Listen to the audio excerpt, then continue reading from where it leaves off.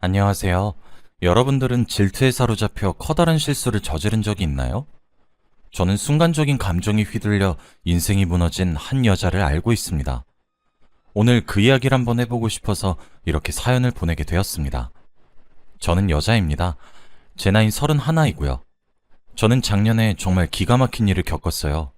저는 믿었던 사람에게 설명하기가 힘들 정도의 정말 커다란 배신을 겪었습니다. 제게 그렇게 큰 배신감을 안겨준 사람은 다른 사람이 아닌 바로 제 친구였어요.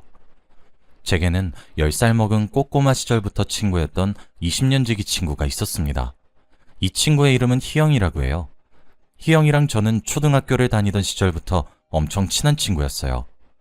3학년 때 같은 반이 되면서 친해졌는데 졸업할 때까지 계속 같은 반을 하게 되더라고요. 아주 당연스럽게 우리는 함께 학창 시절을 보내면서 단짝 친구가 되었어요. 저희 동네에는 여자 중학교와 여자 고등학교밖에 없어서 희영이와 저는 같은 중고등학교도 졸업했죠. 저랑 희영이 둘 다 형제 하나 없는 외동이었기 때문에 정말 친구처럼 자매처럼 어울렸어요. 공부도 비슷한 수준으로 했었고요. 그래서 완전 같은 대학교에 붙은 것은 아니었지만 서울 지역에 있는 비슷한 수준의 대학교에 붙었어요. 둘 다 강의가 끝나면 함께 술을 마시기도 하고 놀러도 다니기도 하고 그러면서 지냈죠. 하지만 학창시절만큼 많이 어울리진 못했어요. 희영이는 알바를 진짜 많이 했거든요. 사실 희영이 집은 조금 가난합니다. 그래서 저희 집에서 많이 도와줬어요. 저희 집은 부모님 두 분 다 일을 하고 계셔서 그런지 경제적으로 조금 여유가 되시는 편이거든요. 저희 아버지가 작은 사업체를 하나 굴리고 계시기도 하고요.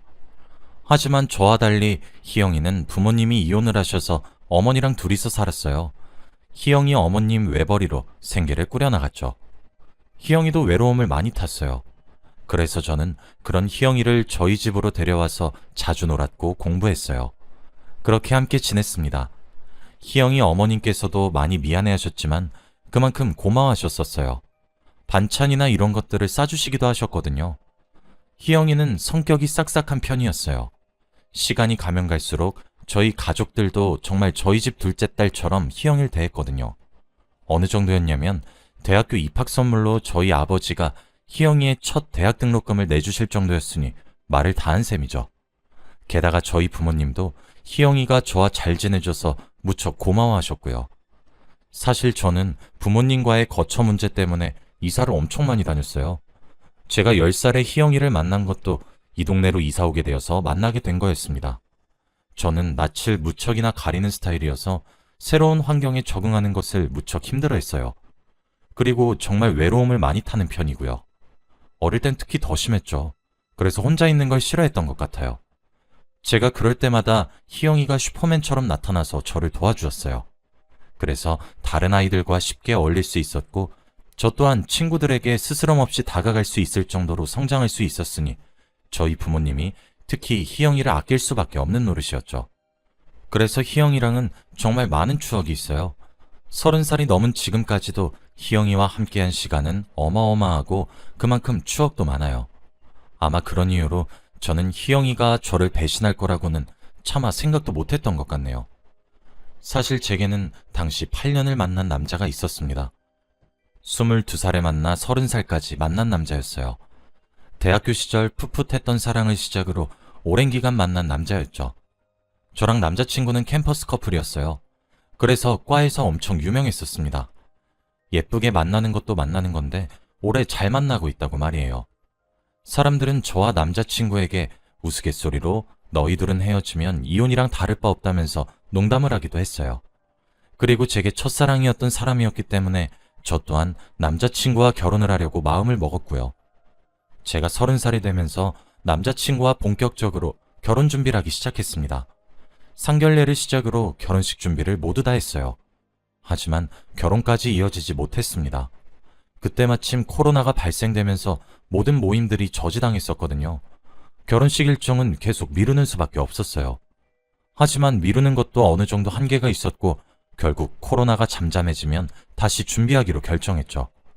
그렇게 제 결혼식은 취소가 되었습니다. 그렇게 1년 정도의 시간 동안 거리두기 제한이 완화가 될 때를 노려서 결혼을 하자고 했죠. 그런데 분명 저와의 결혼을 결심했던 남자친구의 반응이 점점 뭐라고 해야 하나?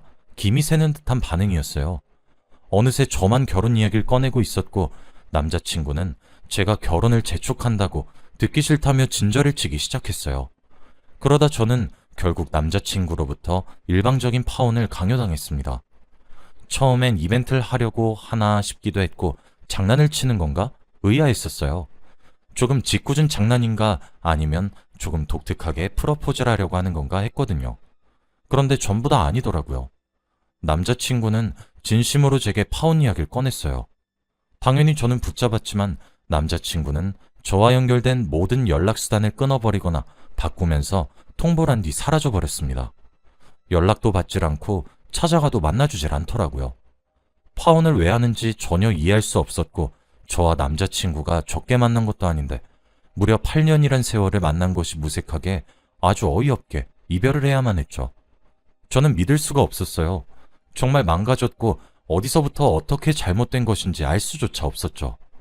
하지만 그것도 잠시, 얼마 지나지 않아 제가 왜 파혼을 해야 했는지 알게 되었습니다. 학과 동기들 사이에 아주 기가 막힌 소문이 하나 났더라고요. 희영이가 혼전 임신을 해서 결혼을 하게 되었다고 말이에요. 이게 왜 기가 막힌 소문이냐면 희영이가 임신한 아이의 아빠가 제 남자친구였기 때문입니다. 남자친구와 저는 같은 학교에서 같은 과를 다녔어요. 그래서 남자친구의 친구들이 제 친구들이었고 제 친구들이 남자친구의 친구들이었죠. 당연히 저와 남자친구의 동기는 같은 사람들이고요. 그리고 제가 희영이와 자주 놀면서 희영이가 제 동기들과 친구라기도 했고요. 그래서 제 동기들은 전부 희영이가 누군지를 알고 있어요. 제 남자친구는 결혼을 한다고 청첩장을 돌렸더군요.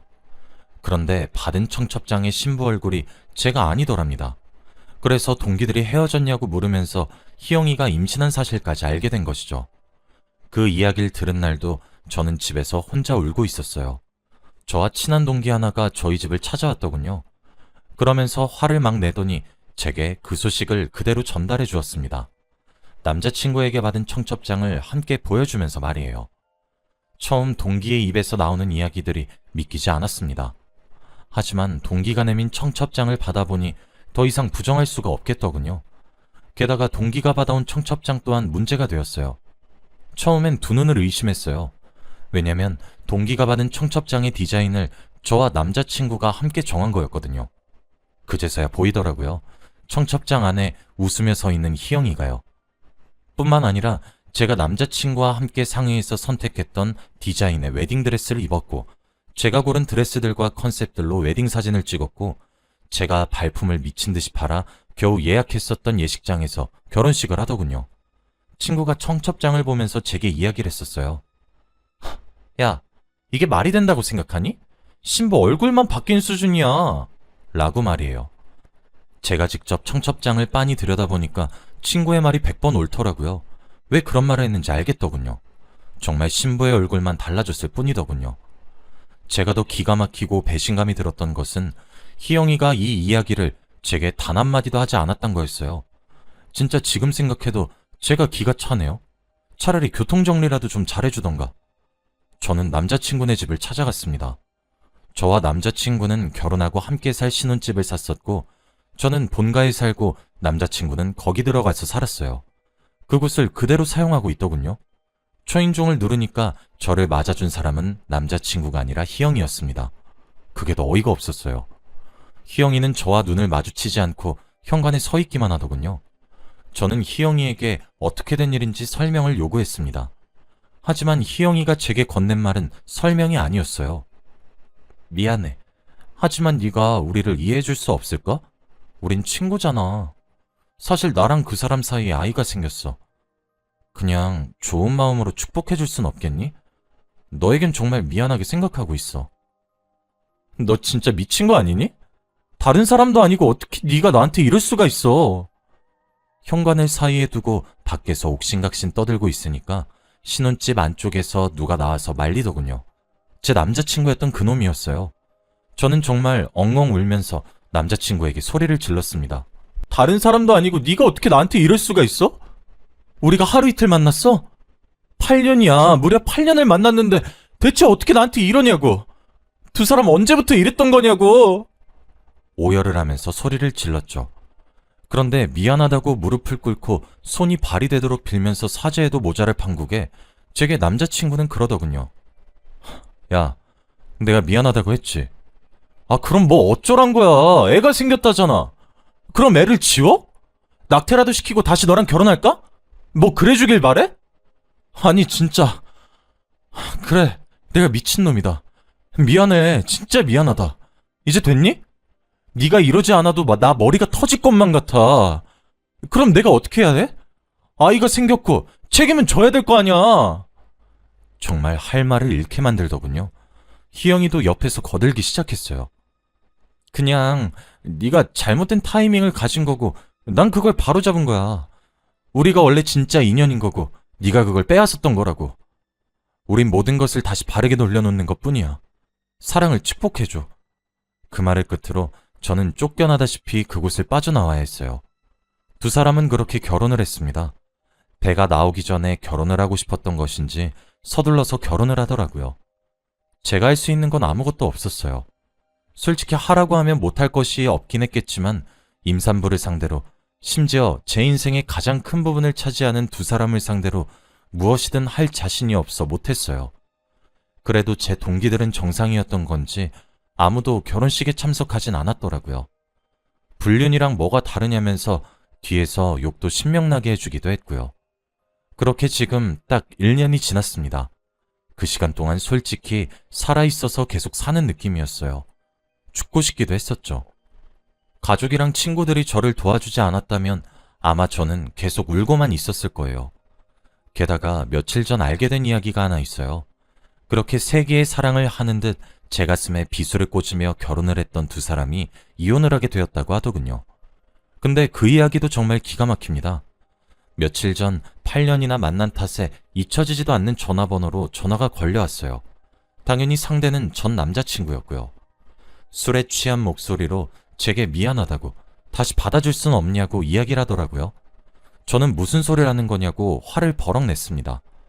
대체 양심이 얼마나 없으면 교통정리도 제대로 하지 못하고 내 친구랑 애를 만들었으면서 다시 받아달란 소리가 나오냐고 하면서 말이에요. 그런데 오히려 그런 제 말에 오열을 하면서 하소연을 하기 시작하더라고요. 출산한 아기가 자신의 아이가 아니었다고 하면서요. 잠시 미쳤었던 것 같다고, 이럴 줄 알았으면 결혼을 안 했을 거라고 하더라고요. 희영이가 출산을 했는데 아무리 다시 봐도 아이가 자신이랑 안 닮았다고 생각이 들었다더군요.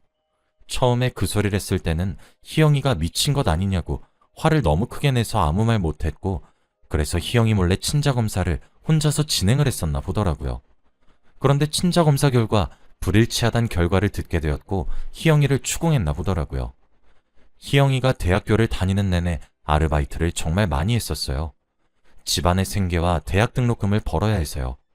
그런데 저는 편의점에서 일을 하거나 카페에서 일을 할 거라고 생각했는데 사실 그때 희영이가 화류계에서 일을 했다고 하더라고요. 그 일을 하는 과정에서 아이를 임신하게 된 것이고 그때 제 남자친구였던 이놈이랑도 만나던 사이여서 별 생각 없이 이 아이는 너와 나의 아이라고 거짓말을 쳐서 결혼을 한 거였습니다. 아이 아버지는 누군지 이젠 알 수가 없다고 했죠.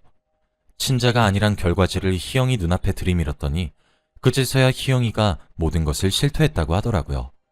그러면서 희영이가 너무 괘씸해서 변호사를 알아보는 중이고 합의이혼이 아니라 소송으로 진행할 거라고 궁금하지도 않아 묻지도 않은 부분까지 상세하게 이야기를 해주더라고요. 이혼하고 돌아가겠다고, 평생을 속죄하는 마음으로 살겠다고 받아주면 안 되냐고 하는데 어이가 없어서 저는 말 같지도 않은 소리 하지 말라고 하고 전화를 끊었습니다. 세상에, 남의 눈에 눈물을 빼고 살면 피눈물을 흘린다고 하더니 옛말 틀린 것 하나 없더라고요. 저는 전화를 끊고 희영이에게 전화를 걸었습니다. 받을 거란 기대도 하지 않고 있었는데 전화를 받아주더라고요. 한껏 약을 올렸어요. 너 이혼하게 생겼다며? 내가 이걸 어떻게 알았는지 궁금하지 않니? 궁금하지 않아도 꼭 들어. 방금 네 남편이 나한테 전화 왔더라? 평생 속죄하면서 살겠다고, 이혼하고 돌아갈 테니까 받아달라고 말이야. 너네 남편 관리 좀 하는 게 어때? 수준이 너무 떨어지잖아. 희영이가 제게 소리를 빽 지르고는 펑펑 울기 시작하더군요. 이게 다 너 때문이야! 라고 하면서요. 제가 자신의 인생을 망쳤다고 합니다. 같은 하늘 아래에서 같은 공기를 마시면서 사는데 제가 유복한 환경에서 자라는 것도 너무 싫었고 좋은 옷을 입고 다니는 것도 너무 꼴보기가 싫었다고 하더라고요. 그래도 학창 시절은 교복을 입고 다녀서 옷이나 이런 것들이 티가 나지 않았지만 성인이 되어 대학을 가면서 자유롭게 꾸며 입고 다니기 시작하면서 너무 꼴도 보기 싫었다고 하더라고요. 박탈감을 느꼈었나 봐요. 제가 부모님이 사주신 명품백을 들고 다니는 것도 너무 꼴보기 싫었고 비싼 옷을 턱턱 사는 것도 너무 미웠고 그런 것들을 아무렇지 않게 생각하는 제가 너무 싫었답니다.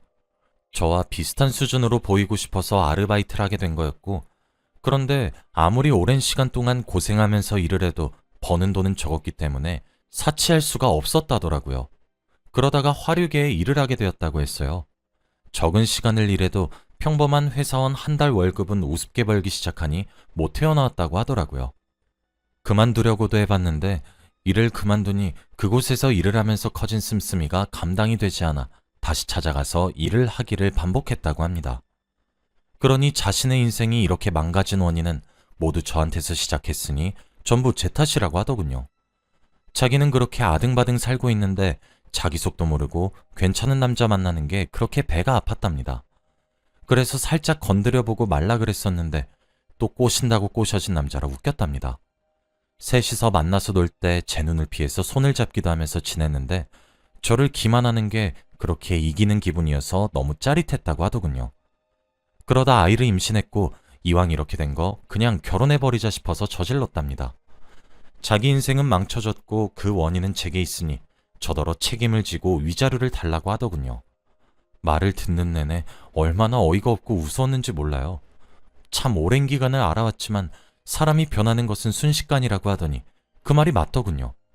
내가 몇십 년을 알아온 모습은 온데간데 없고 말이 통하지 않는 여자만 남아있더라고요. 위자료는 네가 줘야 되는 거 아니야? 그래도 불행해져서 다행이다.